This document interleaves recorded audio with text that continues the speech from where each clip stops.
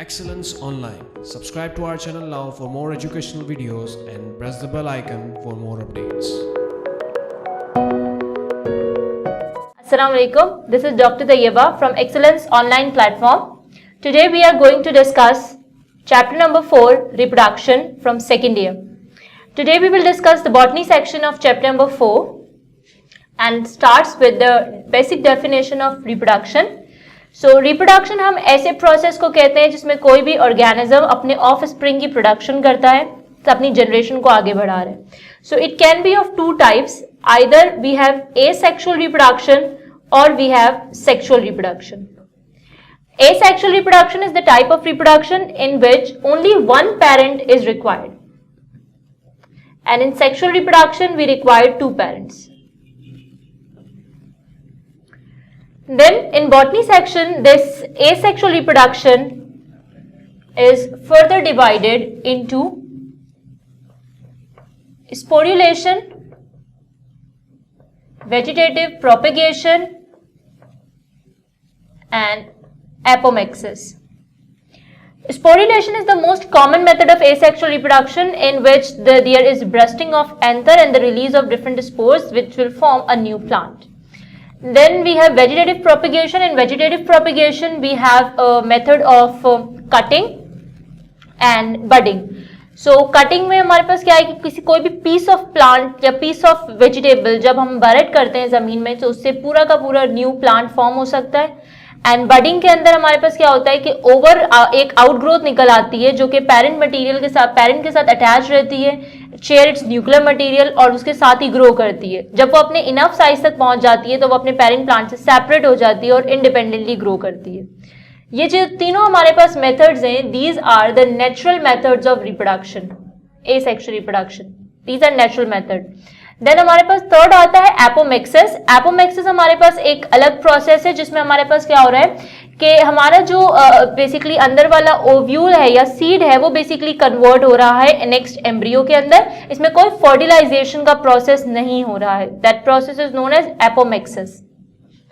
Then if we talk about the artificial method कि भाई क्या आर्टिफिशियल मेथड प्लांट में पाए जाते हैं एसेक्सुअल के लिए, so we have best method of tissue culture जिसको हम क्लोनिंग के नाम से जानते हैं.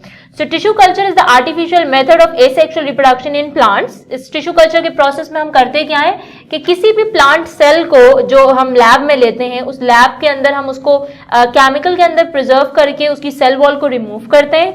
सेल वॉल को रिमूव करने के बाद हम उसे मल्टीपल डिवीजन से गुजारते हैं और जब वो मल्टीपल डिवीजन के बाद उसके रूट्स वगैरह की ग्रोथ स्टार्ट हो जाती है तो हम उसे जमीन में बरेट कर देते हैं और पूरा का पूरा इंडिविजुअल प्लांट उससे बनाया जा सकता है. टिश्यू कल्चर के अपने ही कुछ एडवांटेजेस भी हैं और डिसएडवांटेजेस भी. जैसे कि अगर हम एडवांटेज की बात करें, क्योंकि हमारे पास आर्टिफिशियल मेथड हम लैब में कभी भी कर सकते हैं, तो इसका सबसे बड़ा एडवांटेज ये है कि एक लार्ज नंबर ऑफ प्लांट्स बनाए जा सकते हैं, क्योंकि लैब में बन रहा है तो जितने चाहे प्लांट्स सब बना सकते हैं. सेकेंड, इसका एडवांटेज ये कि इसके लिए कल्टिवेटेड लैंड की जरूरत नहीं है, जैसे कि वो जमीन जिसके अंदर प्रॉपर नाइट्रोजिनस सब्सटेंसेस प्रेजेंट हो जहां ग्रोथ हो सकती है. थर्ड, इसका एडवांटेज ये कि जो नॉन सीजनल फ्रूट्स वगैरह हैं वो भी हम इससे प्रोड्यूस करवा सकते हैं. अगर हम डिसएडवांटेज की बात करें तो डिसएडवांटेज में इनका सबसे मेजर प्रॉब्लम ये होता है कि जो नेक्स्ट जनरेशन इनकी बनती है वो स्टीराइल होती है. स्टीराइल का मतलब है कि वो फर्दर रिप्रोडक्शन नहीं कर सकती.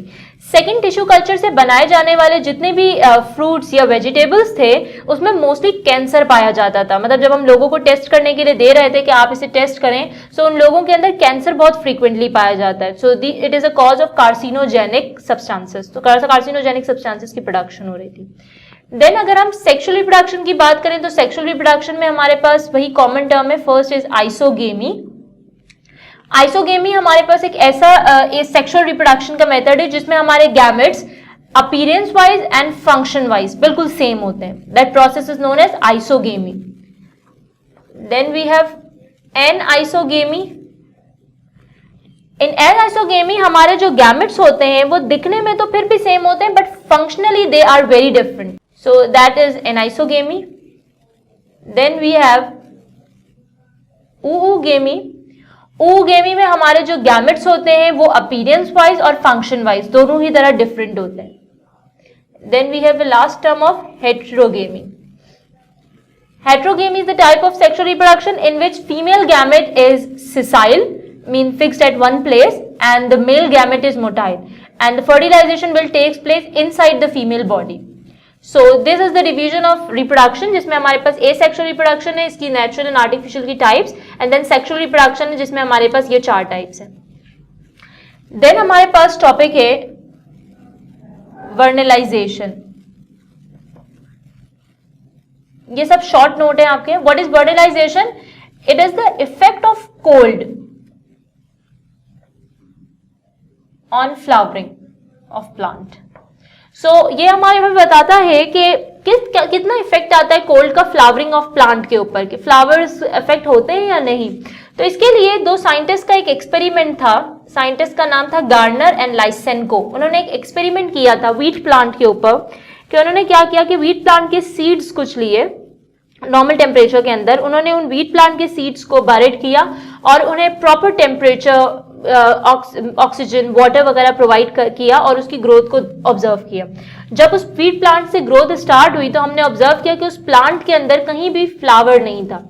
देन हमने इस एक्सपेरिमेंट को थोड़ा सा ऑल्टर किया और हमने क्या किया कि व्हीट प्लांट के उन्हीं सीड्स को हमने पहले कोल्ड मीडियम के अंदर रखा, किसी भी चीज से हमने कोल्ड मीडियम उन्हें प्रोवाइड किया, और फिर उन सीड्स को हमने जमीन में बरेड किया. और अब जब उनकी ग्रोथ हुई तो उस ग्रोथ के अंदर हमें फ्लावर्स भी मिले. इसका मतलब है कि वर्टिलाइजेशन का ओवरऑल कंक्लूजन हमें ये मिलता है कि there is a positive effect of cold on flowering of plant. अगर हमारे पास प्लांट को एक कोल्ड एनवायरमेंट और टेम्परेचर मिलेगा तो उनके अंदर फ्लावरिंग की प्रोडक्शन होगी. Then we have next topic of photoperiodism. So photoperiodism is the duration of light, के कितना duration of sunlight required है प्लांट की ग्रोथ के लिए. So इसमें हमारे पास 3 टाइप्स है. We have long day plant, we have short day plant, and we have day neutral plant. So photoperiodism की ड्यूरेशन के अकॉर्डिंग हमने इसे 3 में डिवाइड किया है. What is long day plant? Long day plant basically वो plants हैं which requires 13 to 14 hours of sunlight. मतलब पूरे दिन में 13 से 14 घंटे की सनलाइट इन्हें रिक्वायर्ड होती है for growth. Short day plant requires less than 13 to 14 hours, मतलब 13 से 14 घंटे से कम इन्हें सनलाइट चाहिए. And day neutral plant do not have any fixed duration. जितनी सनलाइट मिल जाए ये उसी में काम कर लेते हैं. Do not have any fixed duration of sunlight. So इन्हें ज्यादा मिले तो ज्यादा सही, कम मिले तो कम सही.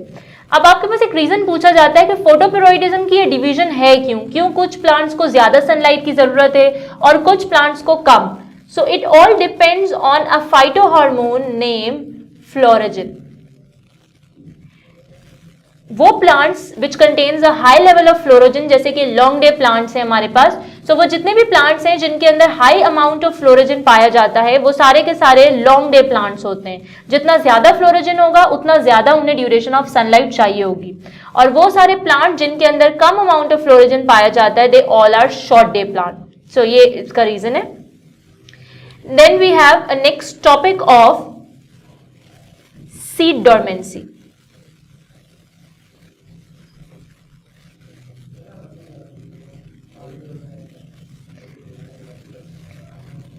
So seed dormancy, this dormancy is the resting or sleeping period of seed, जिसमें सीड से ग्रोथ अभी स्टार्ट नहीं हुई है. हमने सीड को जमीन के अंदर डाला है और अभी तक उससे कोई प्लांट की ग्रोथ हुई नहीं है. तो वो जो टाइम ड्यूरेशन है जो सीड को लगता है ग्रोथ स्टार्ट करने के लिए, that time period is known as seed dormancy, जिसको हम कहते हैं भी सीड रेस्टिंग स्टेट में. सो सीड डोरमेंसी के कुछ रीजंस होते हैं कि किन वजहों से सीड डोरमेंसी प्रोलॉन्ग हो जाती है. एक तो है कि भाई नॉर्मल ड्यूरेशन है, इतना तो सीड को टाइम लगता ही है. फिर हम कहते हैं फॉर एग्जांपल कोई प्लांट है जिसका सीड डोरमेंसी का पीरियड 1 मंथ था, लेकिन अब 3 से 4 मंथ्स हो चुके हैं और उसमें ग्रोथ नहीं हो रही, तो इट मीन्स कि सीड डोरमेंसी उनकी प्रोलॉन्ग हो गई है. क्या रीजंस हो सकते हैं सीड डोरमेंसी प्रोलॉन्ग होने के? The first important reason is hard seed coat. जो सीड के बाहर उनकी कवरिंग होती है दैट इज सीड कोट. वो सीड कोट बहुत ज्यादा टफ है कि वो टूट ही नहीं रहा. सेकेंड रीजन हो सकता है ड्राफ्ट कंडीशंस। ड्राफ्ट कंडीशन जैसे कि भाई जिस जमीन के अंदर हमने वो सीड डाला है वहां पे ना प्रॉपर सनलाइट पहुंच रही है ना प्रॉपर वाटर पहुंच रहा है, तो वो ग्रो नहीं कर पाएंगे, मींस ड्राफ्ट कंडीशंस हैं, अनफेवरेबल कंडीशन जिसको आप कह सकते हैं। देन आपके पास थर्ड रीजन हो सकता है कि उस सीड के अंदर एब्सिसिक एसिड का लेवल बहुत ज्यादा है। Abscisic acid is a growth inhibitory phytohormone जो कि प्लांट की ग्रोथ को रोकता है, जैसे जीरोफाइटिक प्लांट्स होते हैं। सो एब्सिसिक एसिड ज्यादा है। नेक्स्ट रीजन हो सकता है एक्सट्रीम टेम्परेचर, मतलब जिस जगह में हमने वो सीड डाला है वहां पे इतनी ज्यादा गर्मियां हैं कि वो ग्रो नहीं कर सकता। So these are the common conditions of prolong seed dormancy. फिर हमारे पास आते हैं कि सीड डोरमेंसी ब्रेक कैसे होती है। So the first important thing जो आपकी बुक के अंदर मेंशन्ड है वो ये है कि किसी भी एनिमल के जीआई ट्रैक से जब वो सीड गुजरता है तो डाइजेशन के प्रोसेस में उसका सीड कोड ब्रेक हो जाता है और वो सीड जो है रिलीज हो जाता है और उससे प्लांट की ग्रोथ होती है। सेकेंड, अगर आपके पास बिल्कुल मॉडरेट कंडीशंस हैं, जैसे कि आपके पास प्रॉपर अमाउंट ऑफ ऑक्सीजन है, वाटर है, तो उस सीड की डोरमेंसी पीरियड खत्म हो जाता है और वो ग्रो कर लेता है। नेक्स्ट रीजन हो सकता है कि आपके पास जिस जमीन के अंदर हमने वो सीड डाला है उसके अंदर प्रॉपर न्यूट्रिएंट्स अवेलेबल है, जैसे नाइट्रोजिनस प्रोडक्ट वगैरह। देन नेक्स्ट के हो सकता है भी उस सीड के अंदर ऑक्सीजन का लेवल बहुत ज्यादा, oxygen is a growth promoting hormone, seed dormancy को ब्रेक करने में काम करता है, ऑक्सीजन एंड गिबरेलिन। सो हो सकता है उनका लेवल बहुत ज्यादा हो तो सीड डोरमेंसी ब्रेक हो जाती है। Then we have next topic of pollination. What is pollination? It is the transfer of pollen grains, means from anther to stigma of a flower. There are two types of pollination. We have self-pollination and cross-pollination. So, इसको हम एक simple Pakistani diagram समझेंगे। For example, ये हमारा plant है और ये इसका फ्लावर। तो फ्लावर के दो पार्ट्स हैं, एक एंथर है जो मेल पार्ट है और एक स्टिग्मा है हमारे पास जो कि फीमेल पार्ट है। फॉर सपोज इस फ्लावर के एंथर से कुछ स्पोर्स रिलीज हुए हैं और ये स्पोर्स इसी फ्लावर के स्टिग्मा पे चले गए। सो दिस इज सेल्फ पॉलिनेशन, कि एक ही फ्लावर का एंथर और उसी फ्लावर का स्टिग्मा जो है रिप्रोडक्शन कर रहे हैं। Then cross,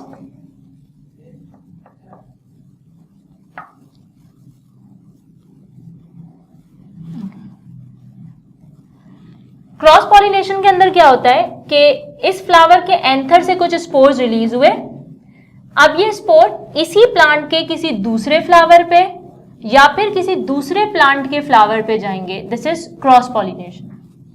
so self pollination के अंदर एक सिंगल फ्लावर का एंथर और स्टिग्मा इन्वॉल्व थे for the purpose of pollination, लेकिन क्रॉस पॉलिनेशन के अंदर एक ही प्लांट के दो फ्लावर्स या किसी दूसरे प्लांट का फ्लावर इन्वॉल्व हो सकता है कि इनका एंथर था और स्टिग्मा किसी दूसरे फ्लावर का था या किसी दूसरे ही प्लांट के फ्लावर के स्टिग्मा पे ये ग्रेन्स गए हैं। So this is cross pollination.